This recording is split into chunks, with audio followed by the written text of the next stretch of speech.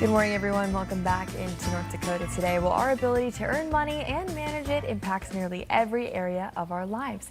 This October, we are focusing on how you can become smarter with your money by challenging all North Dakota residents to take the Smart with My Money Personality Challenge. You can learn how your personality affects your approach to money and how you can use those characteristics to improve your financial wellness. Well, joining us today with all the information on this topic is Thomas Beadle with the Bank of North Dakota. Good morning. Good morning. Well, you're representing the Bank of North Dakota today, obviously have a very important role in our government, and you're the perfect person to chat with about this. We try. So as state treasurer, I'm co-chairing alongside the Bank of North Dakota with the Smart with My Money, or with the Financial Literacy Task Force for North Dakota, and part of that we've launched the smartwithmymoney.nd.gov campaign, working to try to help North Dakotans improve their financial awareness and their financial education. Definitely, and you guys have some really great resources about retirement on there. So how can the Smart with My Money website help individuals who want to learn about retirement options? Yeah, retirement is one of the things that everyone needs to factor into consideration. They all need to think of, but the sad part is data shows across the country only about 50% of households have a retirement account set up of a 401k type or some level of retirement. And so a lot of folks are not paying attention to this really until it's getting to be a little too late. And so, and we all hope that, Social Security will be there for you, or maybe you're blessed to work for an employer that has a pension, though those are fewer and farther between nowadays. And so setting aside money towards retirement is one of the smartest things you can do, because that can make sure that you can enjoy your golden years a little bit better. But also it's important to do that earlier rather than later, because as money starts to get invested, as it grows, investing early pays massive dividends in the back end. Yep, definitely. So what is the connection between financial literacy and retirement? It all comes down to understanding, what do you need to take care of your financial picture? What do I need to make the payments so that my car can run, that the lights will stay on in my house? And what can I do beyond just my working years? When you're working, when you're actively getting an income come in, it's very easy to fall into, well, I got money coming in this month, I'll be able to make my payment next month. When you get closer towards retirement, you start saying, oh wait, I don't want to be able to work. Maybe I can't work these jobs because my body's not keeping up with me, and I'm just not able to do it anymore. And so having some set aside for retirement so that you can continue to cover your expenses later is crucially important, especially because as we age, we have more healthcare costs, we have more family costs, because we have kids and grandkids that might need support as well. And so working your way towards planning for that future, really, really important.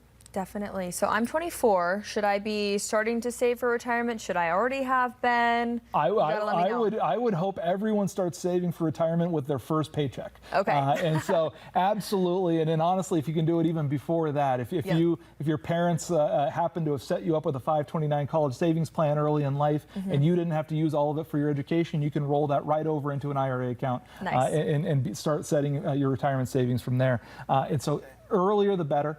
There's a lot of data that has shown that if you saved, money, $10,000 from when you were 18 to 25, and then you didn't invest for the next 10 years, compared to somebody who started when they were 35, the earning potential of just that investment returns and it compounding over time, it exponentially will grow faster than somebody who starts later on.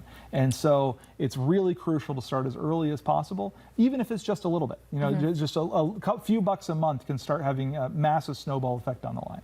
Okay, well, that's good to know, and you'll be happy to know that I have been saving. So I had faith in you. I know, I'll give myself a little pat on the back for that one. But you mentioned Social Security and Medicare a little bit earlier, and I know a lot of folks think of that as a safety net. Is that true? Should people be doing that? Historically, it's been true. I mean, we historically we have had Social Security has been around since the 40s for folks to be able to draw from. We have some of these federal safety nets, but we also know that the federal government has trillions of dollars in debt.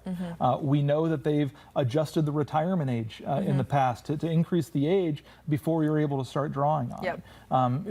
People that are getting it today, I think, should have high confidence level that they're going to be able to get it tomorrow. People that are close to retirement will have pretty high confidence that they're going to be able to get it. But a lot of folks that are in my generation or your generation are looking at that and saying, I don't think this might, is going to be here, at least not in the same exact form that it is today. And so, you need to plan for what if. You know, what if Congress makes changes to it, because they have to figure out how to get a hold of debt level, and they have to tap into this as some way of doing that.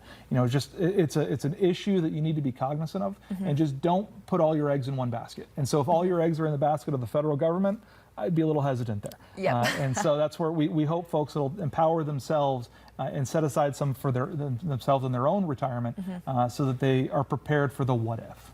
Okay, I gotcha. So what's the advantage of increasing retirement contributions, even if that's just by like 1% a year?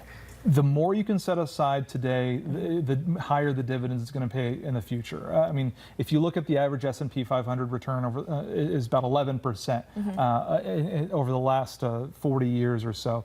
And so if you can get a little bit set aside now, have that invested, have that paying returns, that's going to continue to compound, continue to grow. So even if you're only adding an extra $5-10 a month, or you know, $50 or $100 a month, the more that you can add to that, now that money is going to feel a lot bigger in the future. That's just the way that compound earnings work. The market might have some ups and downs over that time, but at the end of the day, you're going to be much better off by just making incremental changes and slightly working it, instead of saying, I'll wait until I can set aside 20 grand this year. I'll wait till I get a big bonus, or till I get the next job that'll pay me more before I start retiring. You plan for it early, and every little bit helps. Okay, I got you. Definitely some good tips. So where can we go for more information? We've got all sorts of tips and tricks, not only on retirement, but everywhere else in your life financial journey at smartwithmymoney.nd.gov. It's a great tool, all sorts of self-learning modules on there, free to access for all North Dakotans. Well, wonderful. Thank you so much for joining us. Thank you. Yes, we appreciate your time. And everyone at home, stick around. More North Dakota Today coming right up for you. Take a short break.